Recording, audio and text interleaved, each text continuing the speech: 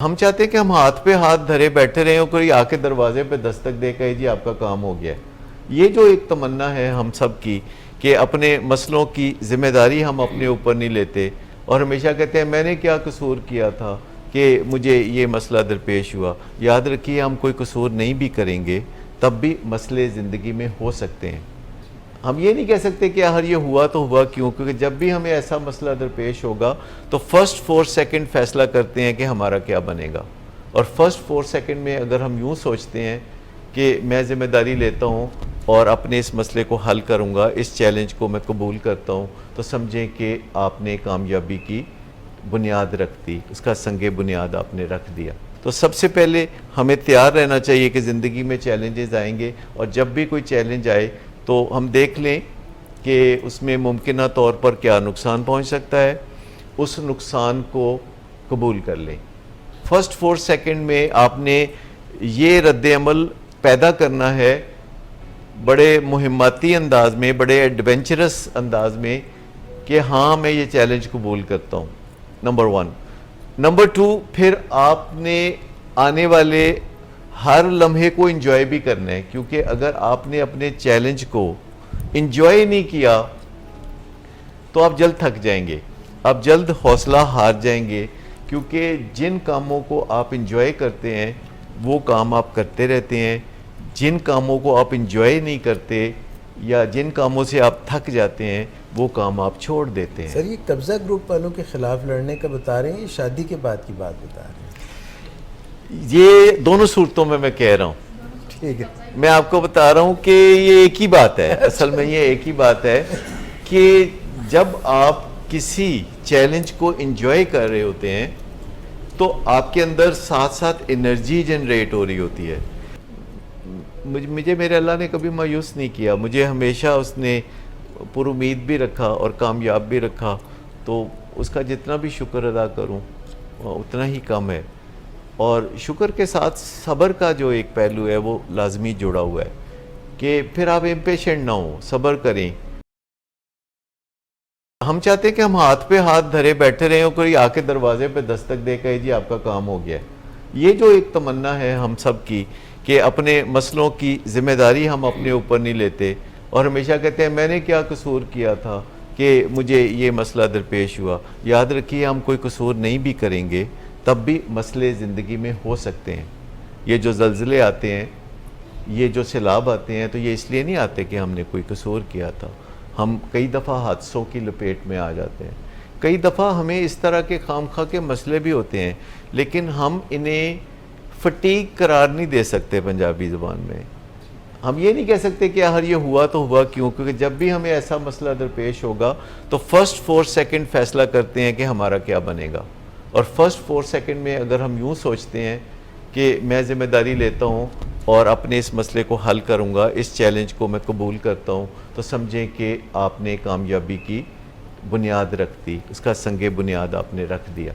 लेकिन अगर आपके ज़हन में ये आता है और यही फिर घूमता रहता है कि ऐसा हुआ तो क्यों हुआ, मैंने तो ऐसा कोई नहीं किया था, मेरा तो कोई कसूर नहीं था, तो सबसे पहले हमें तैयार रहना चाहिए कि ज़िंदगी में चैलेंजेस आएंगे और जब भी कोई चैलेंज आए तो हम देख लें कि उसमें मुमकिन तौर पर क्या नुकसान पहुंच सकता है, उस नुकसान को कबूल कर लें और उसके बाद आप रियर गार्ड एक्शन की तरफ चलें। क्योंकि जो कुछ भी ये होता है, मेरे साथ होता है, आपके साथ होता है, उसके साथ होता है, इसके साथ होता है, इससे कोई फ़र्क नहीं पड़ता, ये होता रहता है। फ़र्क इससे पड़ता है कि फिर हम क्या करते हैं। जी सर ये जो कबूल करना है ये एक दफ़ा करना है कि 3 दफ़ा? 3 दफ़ा कर लें तो ज़्यादा अच्छा है, क्योंकि ये ज़रा पक्का हो जाएगा। क्योंकि जब आप बार बार कबूल करेंगे तो दिल में बात उतर जाएगी। इसीलिए बार बार कहा जाता है कि हमेशा जहन में सोचें कि जब भी कोई चैलेंज हमारी ज़िंदगी में दरपेश होता है, फर्स्ट 4 सेकंड में आपने ये रद्द-ए-अमल पैदा करना है बड़े मुहिम्मती अंदाज में, बड़े एडवेंचरस अंदाज में कि हाँ मैं ये चैलेंज कबूल करता हूँ, नंबर 1। नंबर 2, फिर आपने आने वाले हर लम्हे को एंजॉय भी करना है, क्योंकि अगर आपने अपने चैलेंज को एंजॉय नहीं किया तो आप जल्द थक जाएंगे, आप जल्द हौसला हार जाएंगे, क्योंकि जिन कामों को आप इंजॉय करते हैं वो काम आप करते रहते हैं, जिन कामों को आप इंजॉय नहीं करते या जिन कामों से आप थक जाते हैं वो काम आप छोड़ देते हैं। सर ये कब्ज़ा ग्रुप वालों के ख़िलाफ़ लड़ने का बता रहे हैं, ये शादी के बाद की बात बता रहे हैं? ये दोनों सूरतों में मैं कह रहा हूँ। ठीक है, मैं आपको बता रहा हूँ कि ये एक ही बात है, असल में ये एक ही बात है कि जब आप किसी चैलेंज को एंजॉय कर रहे होते हैं तो आपके अंदर साथ साथ एनर्जी जनरेट हो रही होती है। मुझे मेरे अल्लाह ने कभी मायूस नहीं किया, मुझे हमेशा उसने पुरुमीद भी रखा और कामयाब भी रखा, तो उसका जितना भी शुक्र अदा करूं उतना ही कम है। और शुक्र के साथ सब्र का जो एक पहलू है वो लाजमी जुड़ा हुआ है कि फिर आप इम्पेशेंट ना हो, सब्र करें, इसके लिए बेचैनी की कोई ज़रूरत नहीं है। देखिए जब आप अपनी जद्दोजहद करते हैं तो नताइज आपके हाथ में नहीं होते, नताइज अल्लाह के हाथ में होते हैं और अल्लाह सब्र करने वालों के साथ है। जब सब्र का मतलब सिर्फ इंतज़ार है, तो अगर ग्रेसफुली हम इंतज़ार करें तो ये मराहल भी तय हो जाते हैं। और मैंने देखा है कि अगर हम तड़पना शुरू कर दें, बेचैन होना शुरू कर दें, पैनिक में आ जाएं, तो बहुत जल्द फिर हम एग्जॉस्ट हो जाते हैं और फिर कोई ना कोई बंदा मशवरा देता है, कहता छोड़ो जी खैर चला गया भूल जाओ। मेरे बहुत करीबी दोस्तों ने भी ये कहा, कहते डॉक्टर साहब आप अजीब आदमी हैं, हमारे साथ ऐसा हो हम तो बड़े आराम से बैठ जाते हैं। तो मैंने कहा कि नहीं, आराम से तो मैं नहीं बैठता और आपको भी नहीं बैठना चाहिए, क्योंकि आराम से बैठने का मतलब ये नहीं है कि आपने ये नुकसान कर लिया। जैसे इस वक्त प्लॉट का मामला है, तो अगर मैं कहूँ छोड़ो जी अल्लाह ने इतना दे रखा है तो क्या मसला है इस प्लॉट का, तो बात यहाँ पे रुकेगी नहीं। जब आप हिम्मत हारने लगते हैं तो आप यूँ समझिए कि आप हारने लगते हैं और फिर पीछे हटने लगते हैं और फिर एक दिन आपको बड़ी मुश्किल पेश आती है जब आप पीछे भी नहीं हट सकते क्योंकि पीछे दीवार होती है, आप हिट बॉटम हो जाते हैं। सो असल पहलू ये है कि आप दिल नहीं हारते, क्योंकि जब आप दिल हारते हैं तो ये सबसे बड़ा नुकसान होता है। यानी हमारे अंदर सबसे कीमती चीज़ जो है वो दिल है, और जो हमारा दिल आज़ाद ना रहे, दिल जबर में आ जाए, दिल किसी के काबू में आ जाए और किसी के शिकंजे में आ जाए, तो इससे बड़ा नुकसान कोई नहीं है।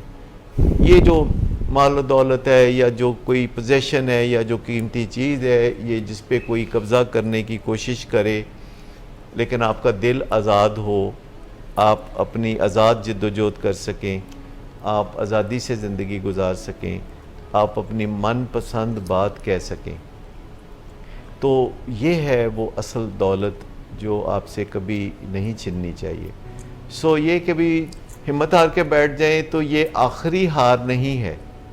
जिन लोगों को फोबियाज़ होते हैं, जो लोग हवाई जहाज़ पे सफ़र नहीं कर सकते, तो वो ट्रेन से सफ़र करना शुरू कर देते हैं, लेकिन फिर उन्हें बहुत जल्द हैरत होती है कि ट्रेन पे सफ़र करना भी उनके लिए मुश्किल हो जाता है। फिर एक वक्त आता है कि वो अपनी गाड़ी में भी सफ़र नहीं कर सकते, फिर एक वक्त आता है कि वो घर से नहीं निकल सकते, फिर एक वक्त आता है कि वो बिस्तर से नहीं उठ सकते। तो मैं आपको बताऊं कि इंसान का जो पसपाई का सफ़र है वो एक दीवार के साथ जाके ख़त्म होता है। सो मैं सबको यही कहूँगा कि हिम्मत कभी भी ना हारें और आगे बढ़ते रहें, और नताइज हमेशा अल्लाह के हाथ में देखें, उनको अपने हाथ में दबोचने की कोशिश ना करें। जिद्दोजहद आपके हाथ में है, नताइज अल्लाह ताला के हाथ में है।